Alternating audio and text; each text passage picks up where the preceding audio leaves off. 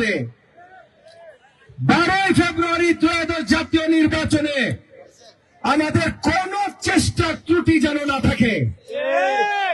আজকে প্রত্যেকটি নেতৃবৃন্দ, প্রত্যেকটি জাতীয়তাবাদী চেতনার কর্মীবৃন্দ, আপনাদের একটা মাত্র দায়িত্ব 12 তারিখের আগ পর্যন্ত ঘরে ঘরে আমাদের নির্বাচনী ইশতেহার পৌঁছায় দেওয়া।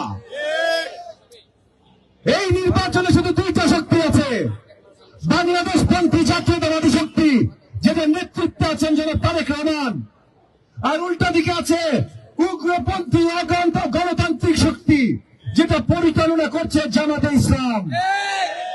আমরা গণতান্ত্রিক বাংলাদেশ চাই না উগ্রপন্থী বাংলাদেশ চাই, এইটা পরিষ্কার চয়েস দিয়ে দিতে হবে ঘরে ঘরে। এই নির্বাচনে কিন্তু তৃতীয় কোন শক্তি নাই, গণতন্ত্র বা উগ্রতন্ত্র, জাতীয়তাবাদী শক্তি আর নাইলে জামাত ইসলামী শক্তি। ঘরে ঘরে যদি আপনারা এই বার্তাটা সঠিকভাবে পৌঁছায় দেন, বাংলাদেশে অত্র এলাকায় এমন কোন বাড়ি নাই, এমন কোন নাগরিক নাই যারা গণতন্ত্রকে বাদ দিয়া উগ্রতন্ত্র বেছে নেবে, এমন কেউ নাই। এবং যদিও যুদ্ধ গণতন্ত্র রক্ষা করার, তবুও আমরা আমাদের যতগুলো দফা দিয়েছি পরিষ্কার করে দিয়েছি কতখানি জনবান্ধব সরকার হবে আমাদের আগামী সরকার। যত দুষ্ট পরিবার আছে সবার জন্য আমরা ফ্যামিলি কার্ডের ব্যবস্থা করছি, যেন প্রত্যেকটা গরিব ঘরে আমাদের মা বোনরা খাওয়ার কষ্ট না করে, বাচ্চাদের শিক্ষার কষ্ট না করে। আমরা বেকার ভাতার ব্যবস্থা করছি, আমরা পরিষ্কার দেখিয়ে দিয়েছি যদি আমরা সরকারি দায়িত্বে আসি তাহলে প্রথম 18 মাসের ভেতরে আমরা কিভাবে নতুন 1 কোটি চাকরি তৈরি করব, আমরা কিভাবে গ্যাস, পানি, বিদ্যুৎ সমস্যা এই সবগুলো সমাধান করব। আমি প্রত্যেকটা ঘরে ঘরে যখন যাচ্ছি পরিষ্কার করছি অত্র এলাকার সন্ত্রাস সমস্যা আমরা কিভাবে দমন করব। যারা তারেক রহমানের সরকার পুরো বাংলাদেশের কোথাও সন্ত্রাস হইতে দিবে না, জিরো টলারেন্স সন্ত্রাসের প্রতি। একই সাথে বৃহত্তর ঢাকা 13 মোহাম্মদপুর এলাকায় আমাদেরও অ্যাবসলিউট জিরো টলারেন্স থাকবে মাদক ব্যবসা ও সন্ত্রাসের প্রতি।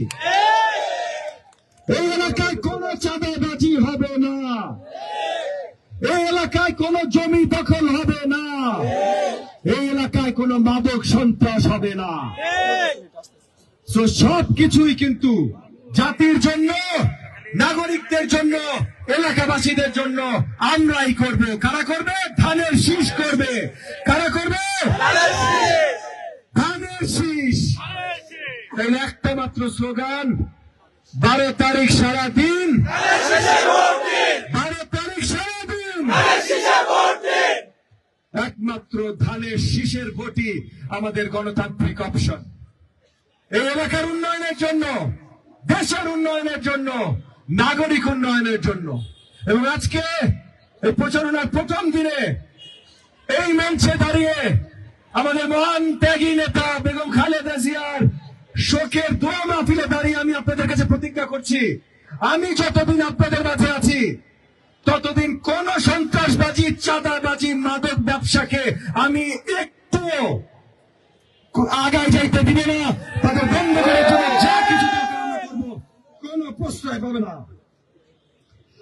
কিশোর গ্যাং এইটার জায়গা মোহাম্মদপুরে আর থাকবে না ইনশাআল্লাহ। এই কিশোর গ্যাং, ছিনতাইকারী, এগুলো আমরা নির্মূল করে ছাড়বো। আমি নামাজের সময় যেহেতু হয়ে গেছে আমার বক্তব্য আর দীর্ঘায়িত করব না। আজকে আপনারা যারা এসেছেন, যারা আমাদের মহান ত্যাগী নেত্রী বেগম খালেদা জিয়ার জন্য দোয়া মাহফিলে শামিল হচ্ছেন, তাদের সবাইকে আবারও আমার অন্তরের অন্তঃস্থল থেকে ধন্যবাদ জানিয়ে আমি আমার বক্তব্য শেষ করছি। আসসালামু আলাইকুম ওয়া রাহমাতুল্লাহি ওয়া বারাকাতুহু।